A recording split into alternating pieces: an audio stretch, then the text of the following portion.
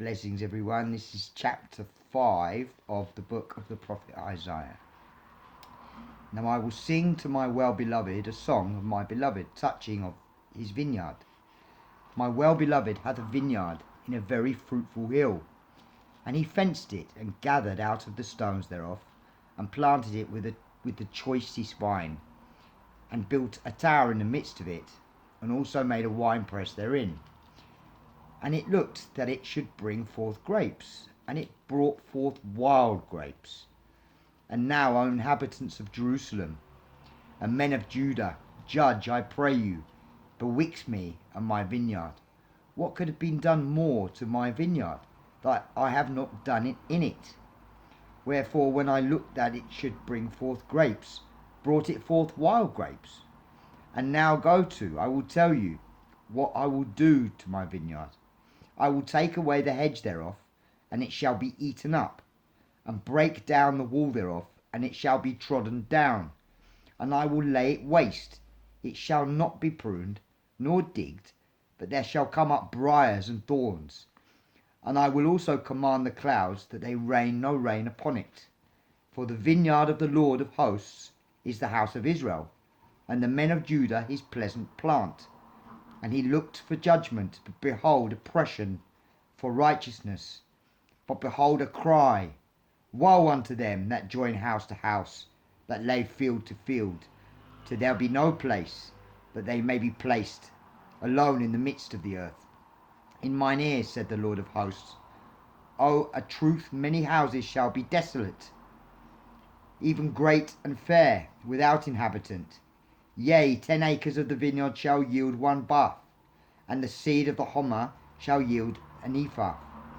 Woe unto them that rise up early in the morning, that they may follow strong drink, that continue until night, till wine inflame them, and the harp and the viol and tabret and pipe and wine are in their feasts, but they regard not the work of the Lord, neither consider the operation of his hands.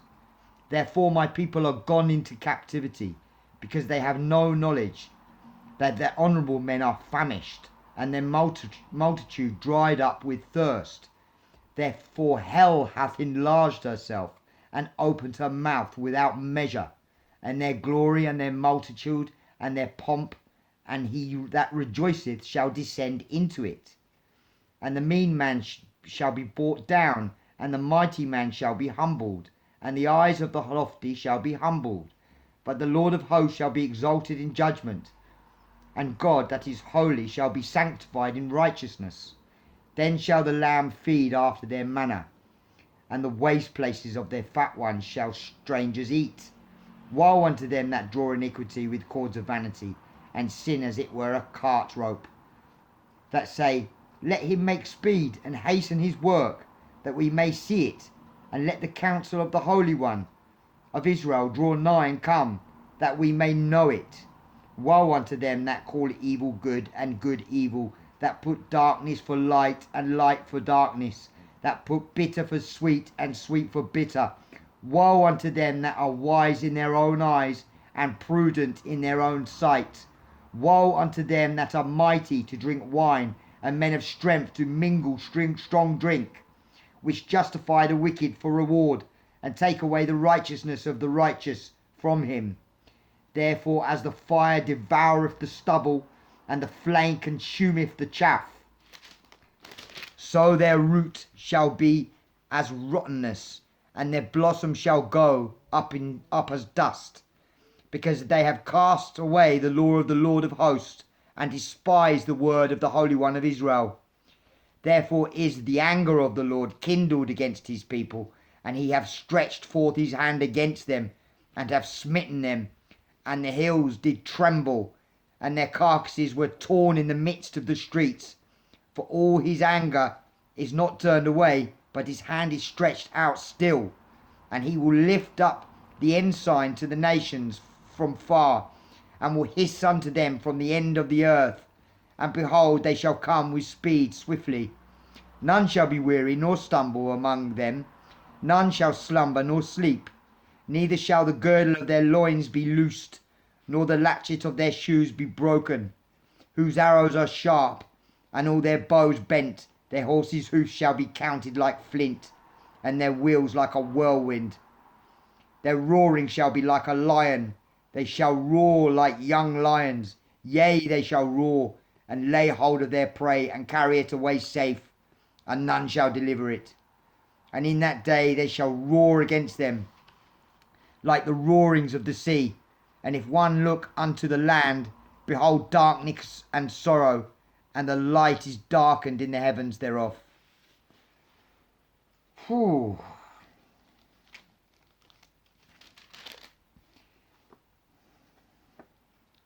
The branch is revealed as the Redeemer of his people. Sorry, that is chapter 4. We're on chapter 5. Judah is described as an unlawful vineyard ripe for destruction.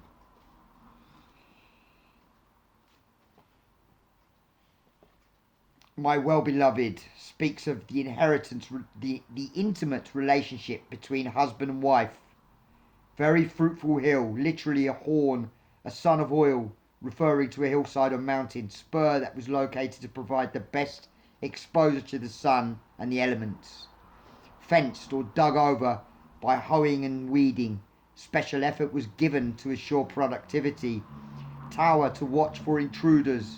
Wine press or vat in anticipation of the fruit. Wild grapes, sour, worthless. Fruit of wild growth, contrary to expectation. Betwixt, between, take away the hedge, or wall, the withdrawal of special care and protection, briars and thorns, an allusion to the fall of man into sin and death. Looked, waited in eager anticipation and expectancy, judgment, justice, oppression, breach of law. 6 woes of the worldly hedonists. Woe, alas, join house to house, the greedy taking of land that left many without their ancient inheritance and thus exploited them. Increasing holdings proved futile as God took their profit. Bath, about 9 gallons. Homna, about 10 bushels. Ephah, about 1 bushel. Strong drink, wine, beverage produced from grain and the vine, respectively. Harp, viol, some sort of stringed instrument, tabret, a hand drum or tambourine, pipe or flute, a wind instrument. These people were self-indulgent pleasure seekers, having no thought for God and no concern for others. Hell, Hebrew, Sheol, referring to death. The grave or the abode of departed wicked spirits. The imagery here likely alludes to the episode of Korah, Numbers 16, 31 to 33. Enlarged, open wide, he that rejoiceth, exalted one. Ironically, those who love to feast insatiably would find themselves metaphorically swallowed up by the ravenous earth. Mean man, mighty man, the Lord of hosts, exalted. God displays his absolute supremacy. Holy, sanctified, justice, judgment, and righteousness by humbling rebellious sinners. It's my dog Shanty. Hello, darling. Hello. Finish this quickly. Manna, pasture, strangers, resident aliens, vanity, worthlessness. Justify the wicked for reward, declare the guilty innocent for a bribe. Despise the word of the Holy One of Israel. The root of their many sins was a rejection of the Lord and contempt for his word. The beginning of repentance is trembling at the word. Beginning of true wisdom is the fear of the Lord. Hills did tremble, possibly an earthquake in the days of Uzziah. The carcasses were torn, their corpses were as rubbish or dung. Ensign, a flag or standard. Hiss, summoned by whistling. Neither girdle be loosed, the waistcloth will not be loosened, latchet of the shoes, the straps of the sandals. The agents of God's judgment will be tireless and prepared in that day.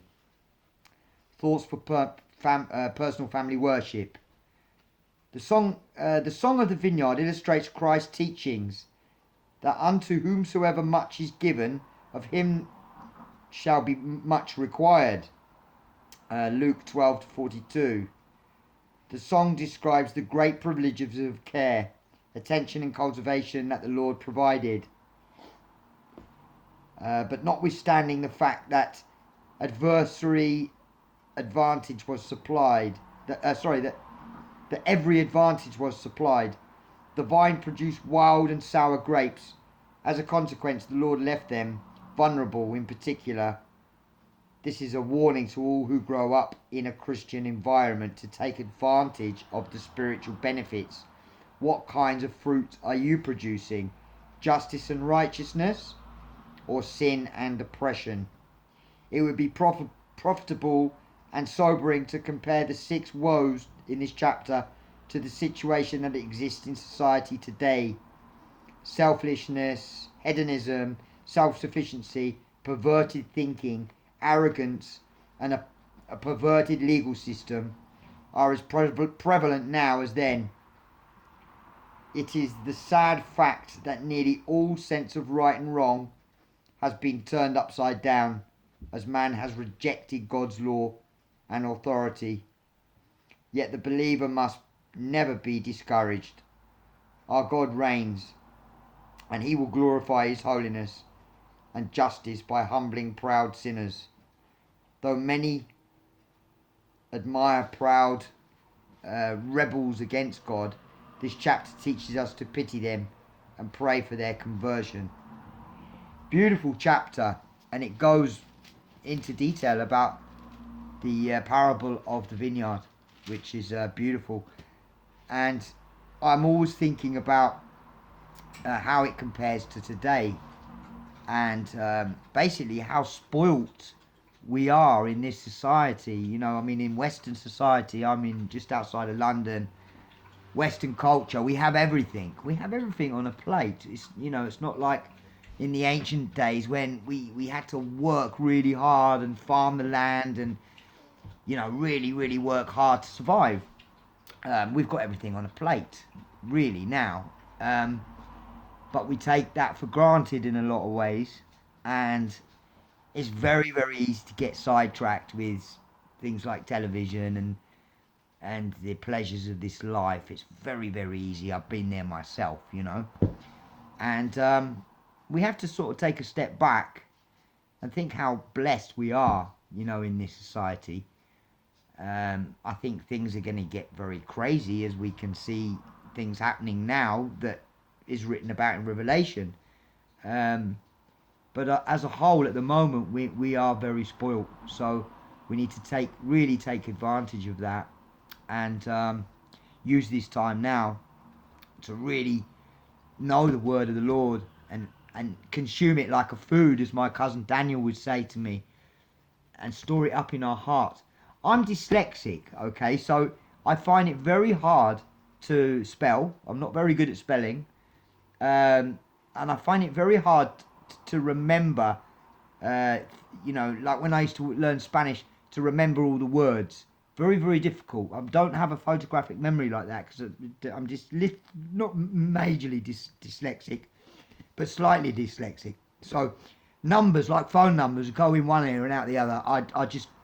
They don't compute. You know, I'm an artist, so I see better with colour, and I can vision something, and it'll be there forever. You know, like a picture in my mind. So that's how my mind works. I'm more of an artist. So to remembering the word is very difficult for me. But it just so happens that Jesus' teachings are there. It's like I've consumed them like a food. And whenever, I don't even think about it. And whenever they're there, I need them, they just come. And it is just amazing. It never ceases to amaze me how I've managed to remember Jesus' teachings. It's beautiful. And, you know, it makes me full of joy that I find it really hard to remember things, but when it comes to Jesus' teachings, they're there. It's like I've consumed them, and that's what we need to do with the Word, especially in this time, because Jesus does warn us that there will be a time where people will look for the Word and we won't be able to find it. And as we can see, the Christians are getting more and more, as Brad from Carolina would say, we're getting more and more like the resistance. We're getting more and more like the rebels. You know, even though we're trying to follow righteousness, we're trying to be more Christ-like, like Jesus Christ. But still, that people will look at us like, oh, that we're politically incorrect, because we don't believe in debauchery, like what happened in Sodom and Gomorrah, without going into too much detail. You know what I mean?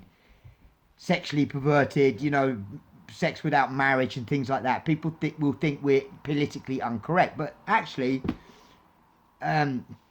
it's righteousness, isn't it? That's what it is. And our righteousness is dirty rags compared to the Lord. But what the Lord beautifully does is he transforms our mind, and I think it's in Isaiah where he says that he's going to mold us. He's going to basically put us into clay and turn us into a brick again, sort of like a lump, and then mold us again, but mold us in the way that he designed us to be before we were even born.